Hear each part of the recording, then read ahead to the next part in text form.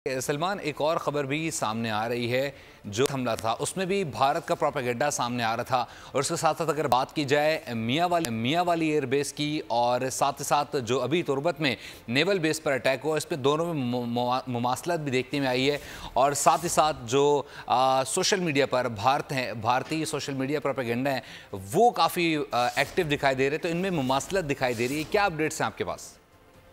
जी बिल्कुल ऐसे ही है। पाकिस्तान में दहशतगर्दी की जब भी वारदातें होती हैं, खासतौर पर बलूचिस्तान में हमने देखा है कि वहां से इंडियन नेवी का हाजिर सर्विस जासूस कमांडर कुलभूषण यादेव भी पकड़ा गया था, और वो यहाँ पर दहशतगर्दी का एक नेटवर्क एस्टेब्लिश करने की कोशिश कर रहा था।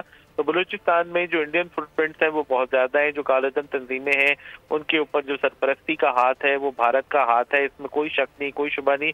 और आप देखें कि दहशतगर्दी की बहुत सारी वारदातें ऐसी हैं कि अभी हमला होता भी नहीं है या होने वाला होता है तो उससे पहले ही कि इंडिया के कुछ मखसूस सोशल मीडिया अकाउंट्स हैं वहां पर इस हवाले से इशारे जो है वो सामने आना शुरू हो जाते हैं। और अब जो तुर्बत पर जो प्रोपेगेंडा भारत की जानिब से किया जा रहा है वो भी एक तरह से बेनकाब हो चुका है, क्योंकि पाकिस्तान की सरजमीन को भारत ने हमेशा दहशतगर्दी करने की कोशिश की है। जैसे कि मैंने कहा कि कमांडर कुलभूषण यादेव हो, और इसी तरह जो अभी रिसेंट हमला था 25 और 26 मार्च की दरमियानी शब को दहशतगर्दों की जानिब से PNS डी को निशाना बनाया गया था, जो कि पाकिस्तान की सबसे बड़ा नेवल एयर स्टेशन है।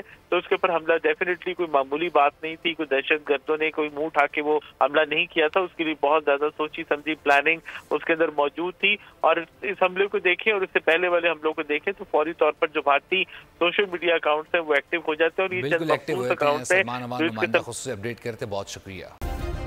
सब्सक्राइब करें और बेल दबाएं ताकि कोई खबर रह न जाए।